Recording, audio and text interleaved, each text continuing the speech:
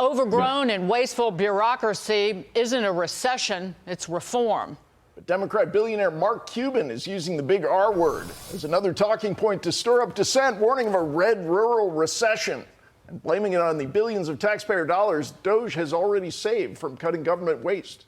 Let's not forget, it wasn't that long ago that this big shot in his own mind was all for downsizing government. I think we can reduce employment in government by at least a third, reduce the overhead and administration by that much or more, so that we can offer more to services for our citizens. I'm happy to push down the size of government, and I'm happy to work on making government more efficient, because then more money can pass through and help the people who need it. Here to react, House Appropriations Committee member, Iowa Congresswoman Ashley Hinson. Congresswoman, thanks for joining us.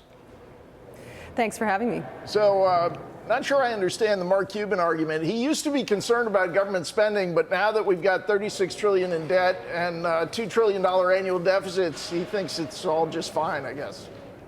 Right. And he's clearly out of touch with what Iowans are saying. You know, we had the luxury of having our USDA secretary come to visit us in Iowa yesterday. The heart of rural America. We truly feed and fuel the world. And as far as I'm concerned, Mark Cuban could sit this one out. He certainly isn't in touch with Iowa values and what our Iowans want to see happen with their federal government. And I think he's also got amnesia for the last 4 years of what President Biden did to the ag economy in this country by not offering great trade opportunities and by not getting our trade partners to the table. Look, I think, obviously he's part of this cohort that's out there fear-mongering and spreading misinformation about DOGE. But the reality is that, just this week, DOL, Department of Labor, found and cut off hundreds of millions of dollars worth of DEI contracts to other countries. And I think the American taxpayer right now, many people are getting ready to send their checks into the federal government to pay their taxes on tax day this month.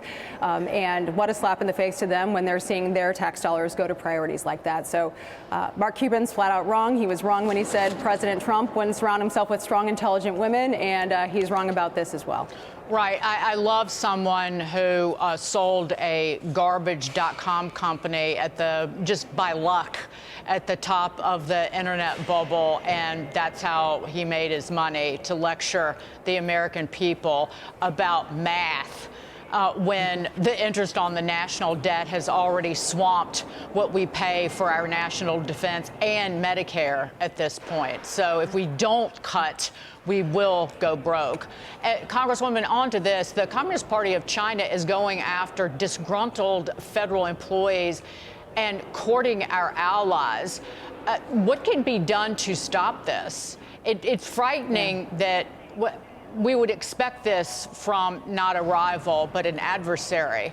But again, if you hand secrets to Communist China, that would seem to be a crime.